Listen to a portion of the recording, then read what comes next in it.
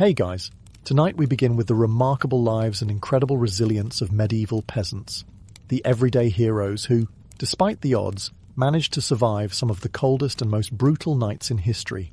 From makeshift insulation tricks to communal sleeping strategies, their story is one of grit, ingenuity, and determination.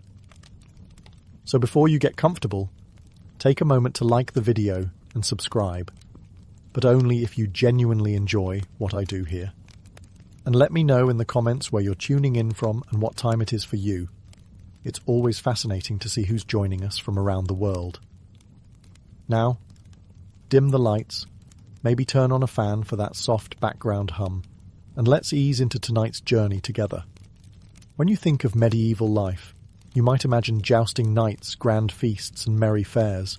But for the average peasant, winter was less about merriment and more about, how do we not die tonight? It wasn't just a season. It was a test of endurance that came around every year, like an especially cruel teacher who didn't believe in second chances. Picture this. You're living in a tiny mud and stick hut, with walls so thin you could probably hear a bird sneeze from outside. No insulation.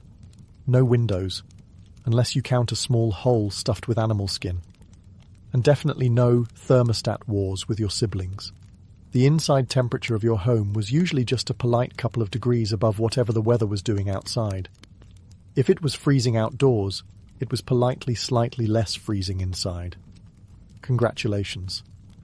Nights were the worst. Darkness swallowed everything. The wind howled like an angry ghost, and the fire in the hearth sputtered pathetically, doing its best but mostly just roasting the toes of whoever was sitting closest. If you were on the other side of the room, sorry, you might as well have been camping outside, with worse snacks. Clothing wasn't much help either. Peasants didn't own fancy fur coats or goose-down blankets.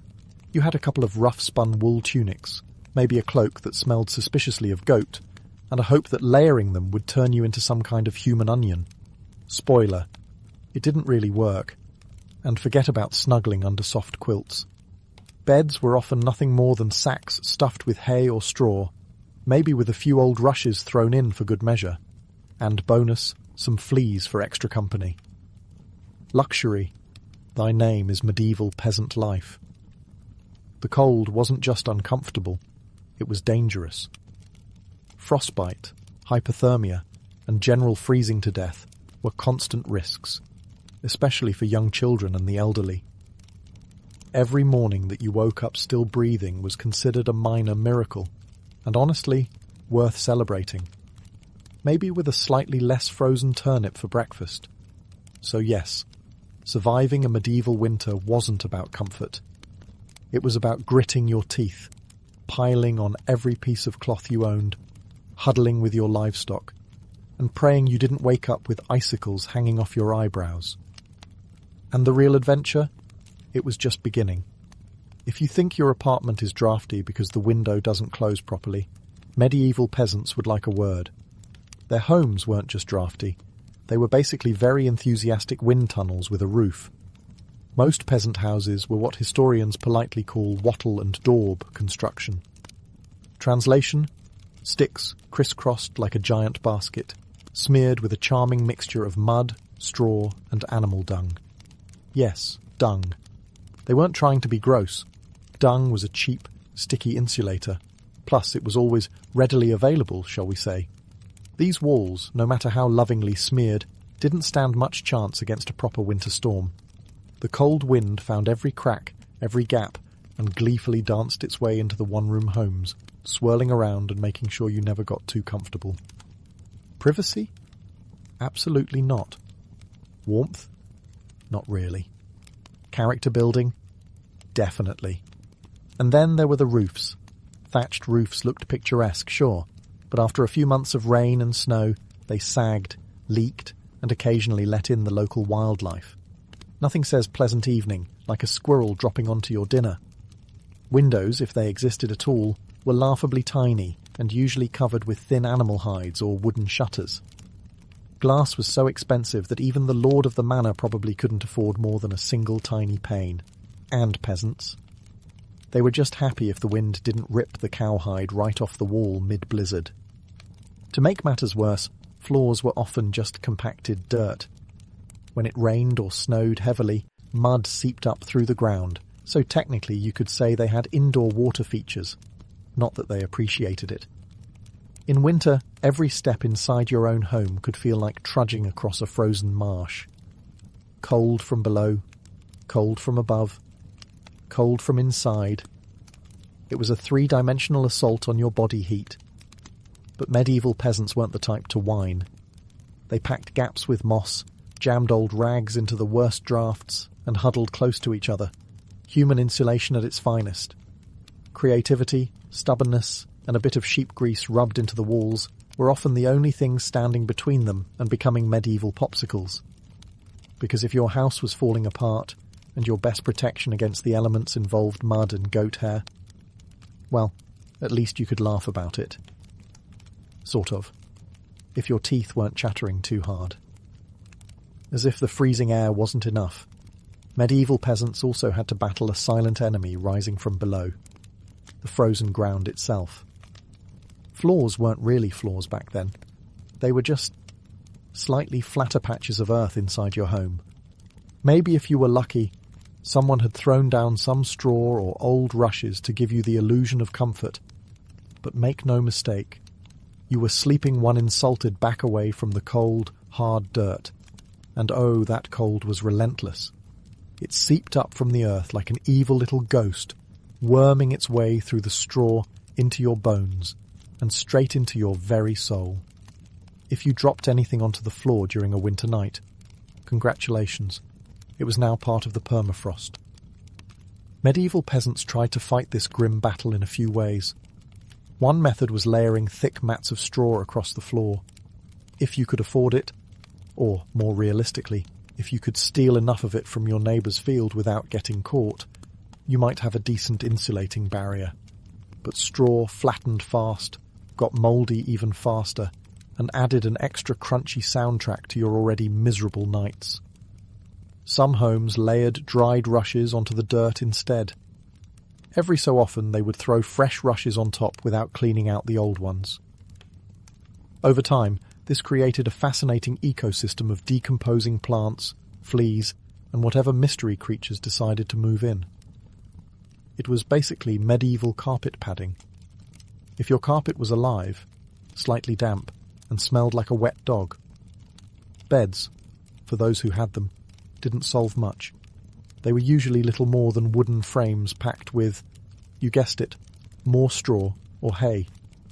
Instead of cosy mattresses, you had poking, shifting, crunchy layers that did little against the cold radiating from below. Tossing and turning wasn't about comfort. It was a desperate, awkward dance to keep blood flowing and avoid freezing one side of your body. The truth is, medieval peasants didn't conquer the icy ground so much as learn to live uncomfortably above it. A good night's sleep wasn't about dreams or softness. It was about waking up with all your toes still attached. And if you could pull that off, hey, you were doing better than most. If medieval homes had a single hero during winter, it wasn't the roof or the walls, or even the brave layers of dirt and dung insulation. It was the hearth, a crackling, stubborn fire pit that served as the only real defence against the cold, the darkness, and the general gloom of medieval life. At the centre of nearly every peasant home was a simple fire. No fireplace with a fancy stone mantel, no neat chimney sweeping the smoke skyward.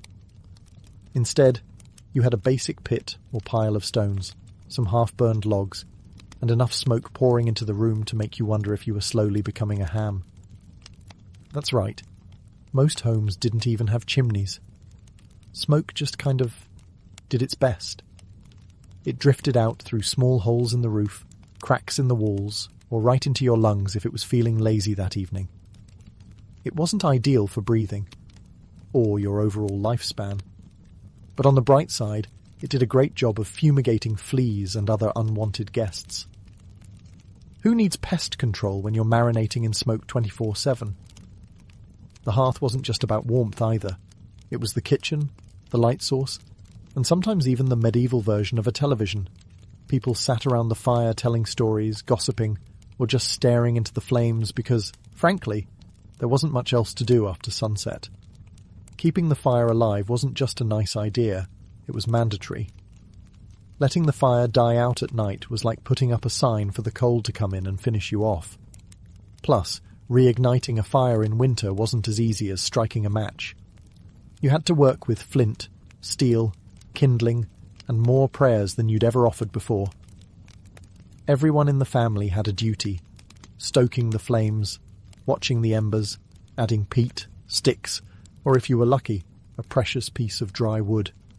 It was a constant battle between human persistence and the smothering cold that wanted nothing more than to snuff you out. The hearth didn't guarantee survival, but without it, survival was downright impossible. It was a smoky, sputtering, often disappointing little fire. But in a medieval winter, it was the beating heart of hope. If there was one thing medieval peasants feared more than running out of ale, it was letting the fire go out overnight. Without that warm, flickering lifeline, the cold would creep in faster than a tax collector after harvest. And in the dead of winter, restarting a fire from scratch wasn't just inconvenient, it could be deadly. Matches didn't exist yet. Lighters? Dream on. Rekindling a fire meant striking flint and steel together, praying for a single precious spark, and then coddling that spark with tender love and whatever dry kindling you hadn't already burned days ago. Imagine trying to do all this in the freezing dark, half asleep with frozen fingers. Now add a hungry wolf howling in the distance for extra motivation.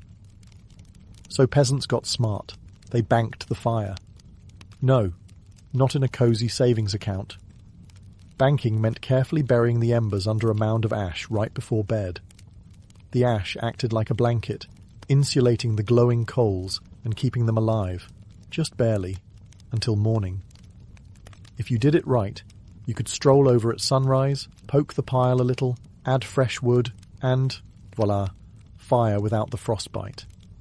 But if you did it wrong? Well, let's just say mornings got a whole lot colder and a whole lot grumpier. Fire banking was an art, passed down from parent to child like a prized family recipe. Everyone had their own little secrets. Some said use dry ash only, others insisted a bit of dampness was key. Some packed the embers tight, others let them breathe. You could practically start a medieval argument just by suggesting a better fire banking method. It was the ancient version of arguing over barbecue techniques, just with slightly higher survival stakes. Sometimes banking the fire wasn't enough. A howling wind might sneak through a crack and snuff it out anyway, or a clumsy sheep might stumble into the hearth. Yes, it happened. That's why some families took turns getting up in the night to check the coals, basically the medieval equivalent of sleepwalking to the thermostat. In the end, fire banking was less about mastering nature and more about buying just a few